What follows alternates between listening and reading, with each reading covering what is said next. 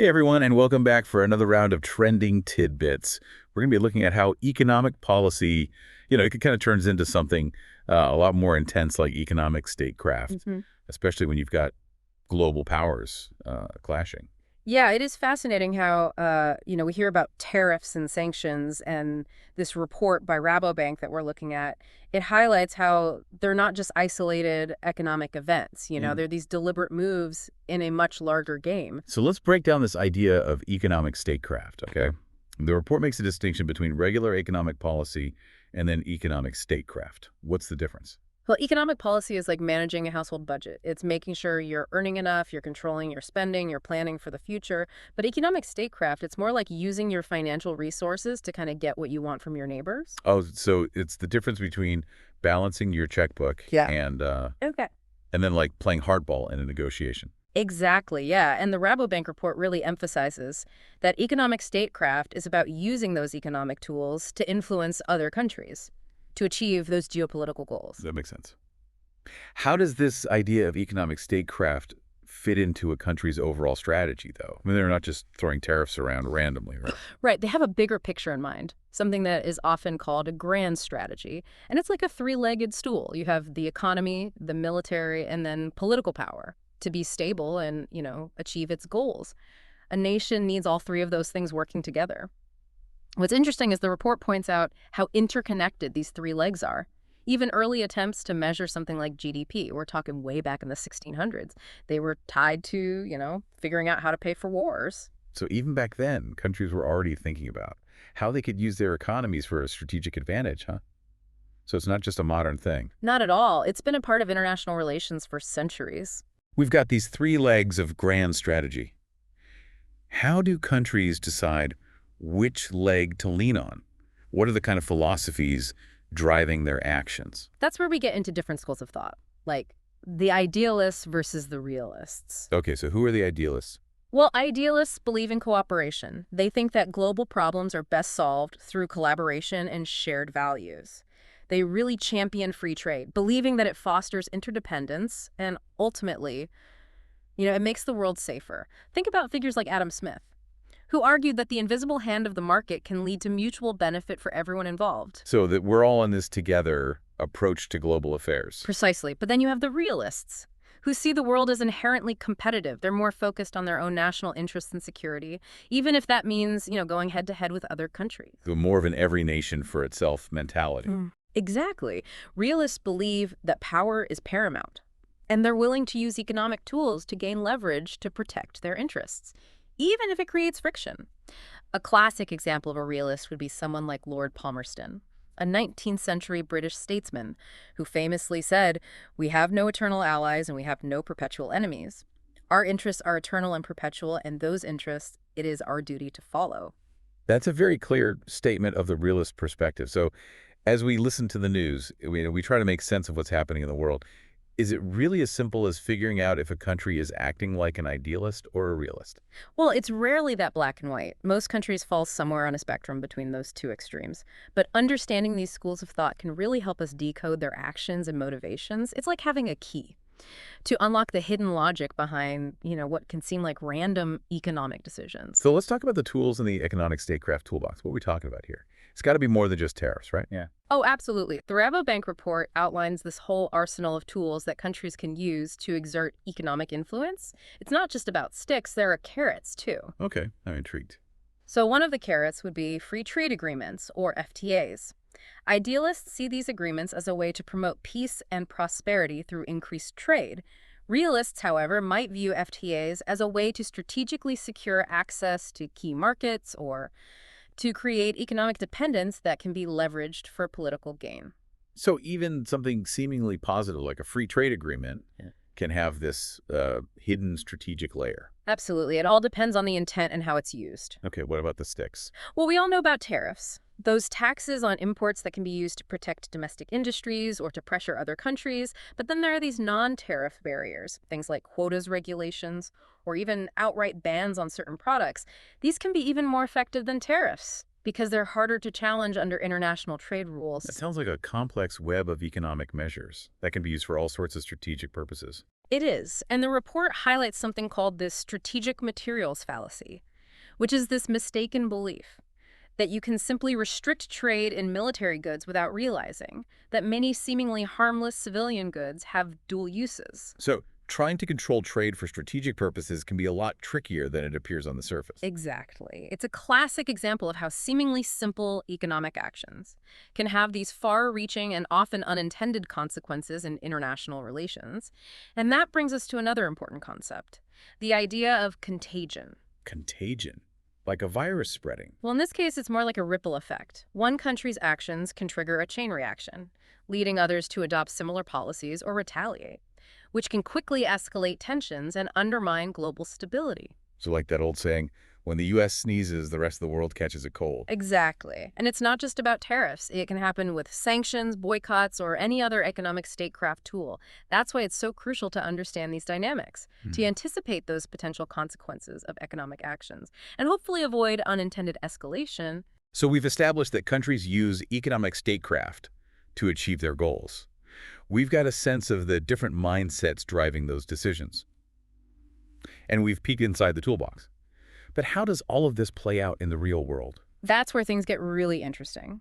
Let's look at some specific historical examples, focusing on two major players in the economic statecraft game, the US and Europe. Perfect.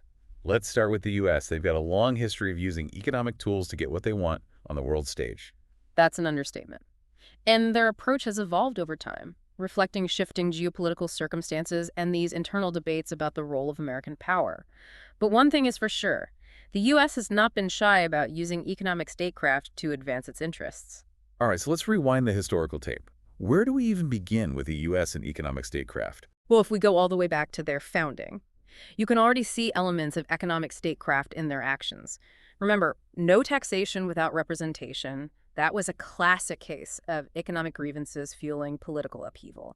And in the early years of the Republic, figures like Alexander Hamilton pushed for policies to protect American industries, to build economic independence. So they wanted to make sure the U.S. could stand on its own 2 feet economically. Exactly. And that theme of using economic tools to strengthen national power and security has been this recurring motif throughout American history. So as the U.S. grew into this global power, did they lean more towards idealism or realism in their approach to economic statecraft? It's been a bit of a balancing act, actually. In the 19th century, they were very focused on westward expansion, but they also dipped their toes into economic statecraft on the international stage. Do you have any examples? Well, there was the Monroe Doctrine in 1823, which essentially warned European powers to stay out of the Western Hemisphere. That was a bold move, claiming the Americas their sphere of influence. Yeah, it was. And while not explicitly an economic doctrine, it had clear implications for trade and investment in the region. The U.S. was signaling that they were the dominant power in the Americas and that they intended to protect their interests there. Then there was the Civil War in the 1860s, this major turning point for the U.S. economy. Absolutely. Not only did it end slavery, but it really spurred industrialization in the North, setting the stage for the U.S. to become an economic powerhouse.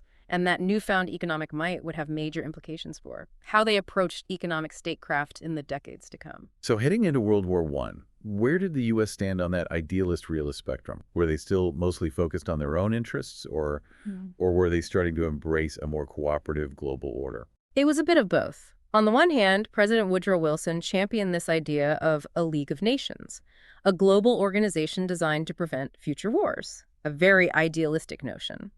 But at the same time, the U.S. was also looking out for its own economic interests. They provided substantial loans to European countries during the war, which of course gave them leverage in the post-war world. It's fascinating to see how those two impulses, idealism and realism, were already playing out in U.S. foreign policy. It's a tension that has run through their approach to economic statecraft ever since, and we'll explore how that tension played out in the 20th century and beyond. In the next part of our Trending Tidbits discussion, welcome back to Trending Tidbits.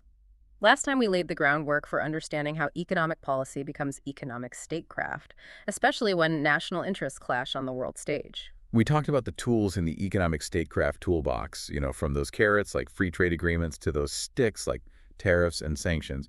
And we even touched on how these actions can trigger this chain reaction of responses, what the Rabobank report calls contagion. Today, we're going to delve into some real-world examples of how the US and Europe have wielded these tools throughout history. I'm ready to see how these concepts play out in practice. The report mentioned how even attempts to measure GDP were historically tied to financing wars. What are some other interesting examples of economic statecraft in action? Let's focus on the US for a moment. Their historical track record is full of fascinating cases. Take the 19th century, for instance. The Rabobank report highlights the 1846-48 Mexican-American War. It wasn't simply about territory. Securing trade routes and gaining access to resources like California's gold were also key factors. So even back then, economic considerations were intertwined with geopolitical goals. Absolutely. Another example is the Panama Canal in the early 20th century. The U.S. was determined to build a canal across Central America. But Colombia, which controlled the land, wasn't cooperating. That must have been a major obstacle for the U.S. How did they overcome it? They ended up supporting a Panamanian independence movement, essentially creating a new country that was more willing to work with them on the canal project. It was a bold, some might even say controversial move to secure a strategic and economic asset. That's quite a story. And the Panama Canal had this huge impact on global trade and U.S. power. It did. It shortened shipping routes, boosted trade, and allowed the U.S. Navy to move more easily between the Atlantic and Pacific Oceans. It's a classic example of how economic and strategic considerations can go hand in hand. So moving into the 20th century, we have the Cold War, this period of intense rivalry between the U.S. and the Soviet Union. How did economic statecraft play a role in that conflict? The Cold War was a prime example of economic statecraft in action. Both sides used a range of tools to try and influence the global balance of power. The U.S., for instance, used financial aid to support Western Europe's recovery after World War II.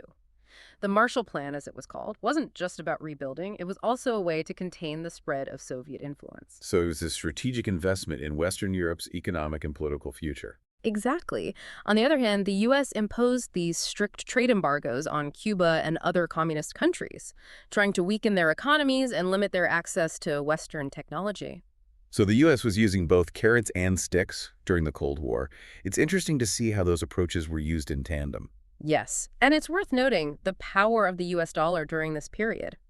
As the world's reserve currency, the dollar gave the U.S. immense economic leverage. Other countries needed dollars to participate in the global economy, which gave the U.S. a lot of influence. It sounds like controlling the world's reserve currency is a pretty powerful tool in the economic statecraft arsenal. It is, and it's something that has become even more important in recent decades. The U.S. has increasingly used sanctions, which often involve restricting access to the dollar system, to pressure countries that don't align with their interests. We've seen this with sanctions against countries like Russia, Iran, and Venezuela. These sanctions can have a significant impact on those countries' economies.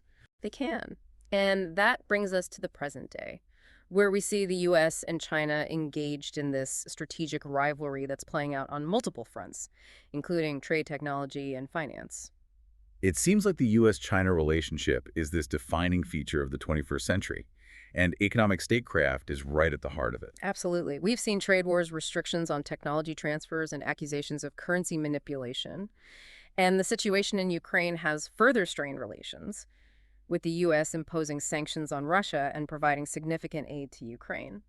So the competition between these global powers is intensifying, and economic tools are being used more assertively to advance national interests. It makes you wonder about the future of global cooperation.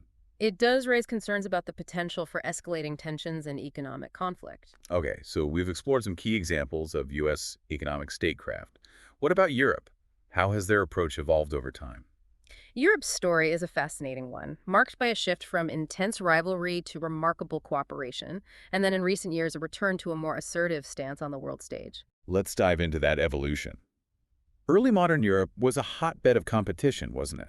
It was. Countries were constantly vying for power and wealth, using every tool at their disposal, tariff subsidies, even piracy to get ahead. It sounds like a very different world from the integrated and cooperative Europe we see today. How did that transformation happen? A key turning point was the devastation of World War II.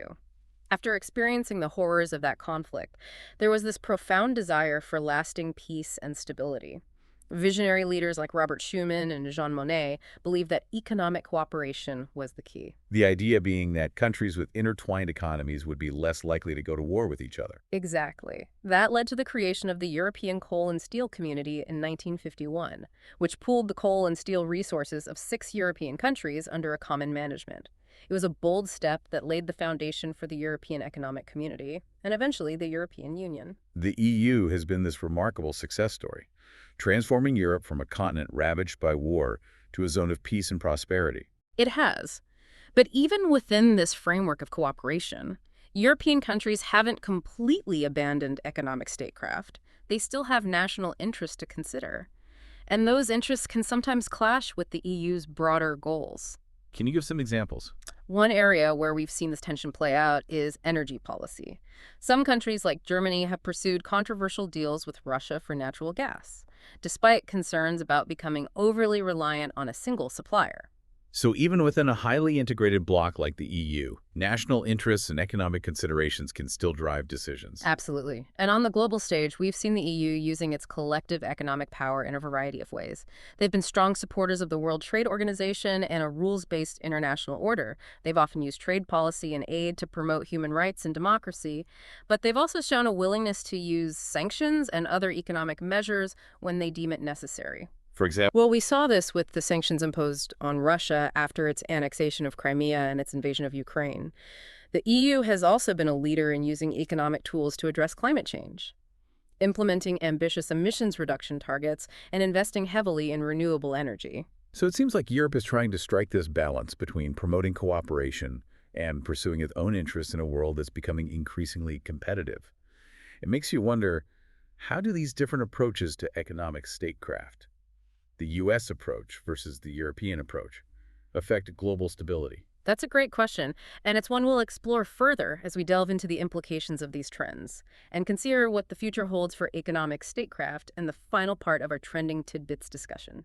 Welcome back to Trending Tidbits. We've been on quite the journey, haven't we, exploring this world of economic statecraft. We have, from understanding how economic policy, transforms into this tool of geopolitical influence, to seeing how major players like the US and Europe have wielded those tools throughout history. Yeah, it's like we've been peeling back the layers of global events to reveal these strategic calculations beneath the surface. And as we move further into the 21st century, the Rabobank report suggests that this strategic use of economic power is only going to become more prominent. They even have a term for it. What's that? They call it grand macro strategy. It's a way of analyzing the world that takes into account both economic and geopolitical factors. So it's not just about looking at economic indicators in isolation. Yeah. Right? It's about understanding how they're intertwined with a country's broader strategic goals and how those goals influence their actions on the world stage. Exactly. It's about recognizing that a trade deal, a sanction, or an investment isn't just an economic event. It can be a tool of persuasion, a weapon of coercion, or a signal of intent. So instead of just looking at things like GDP growth or inflation rates, we need to think like grand strategists, taking into account motivations, power dynamics, and potential ripple effects. Precisely. We need to ask ourselves questions like, what are a country's core objectives? What are their perceived threats?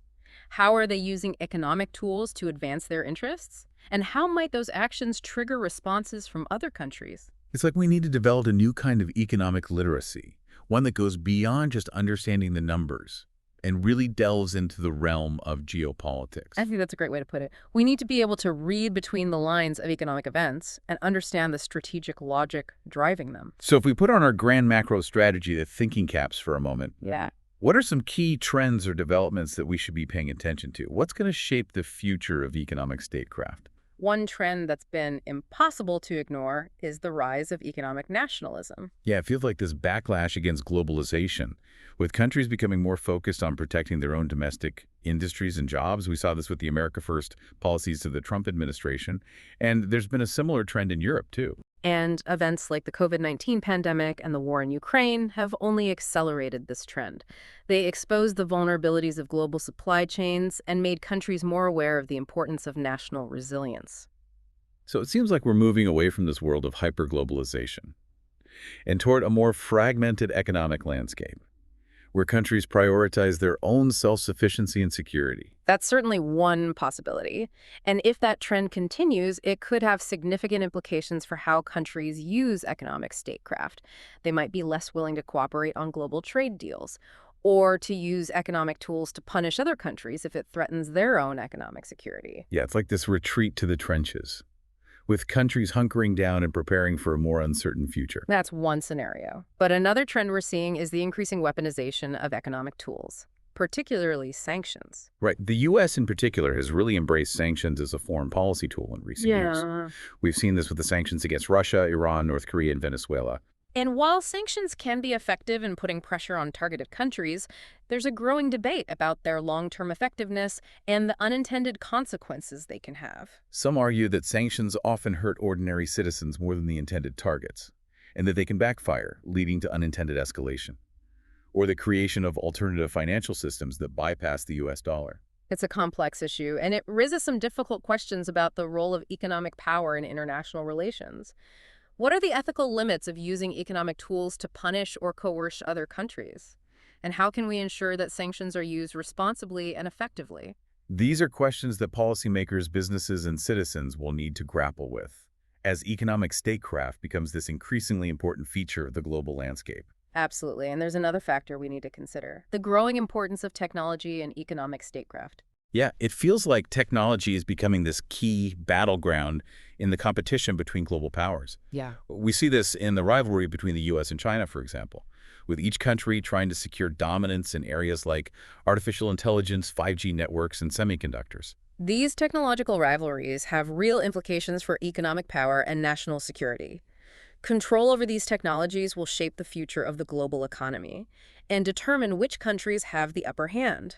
So it seems like we're entering a new era of economic statecraft, one that's more complex, more interconnected, and more high stakes than ever before. I think that's a fair assessment. And as we navigate this new landscape, it's more important than ever to understand the forces at play and the tools being used. It's about developing this sophisticated understanding of economic statecraft, being able to anticipate potential risks and opportunities, and making informed decisions that promote both national interests and global stability.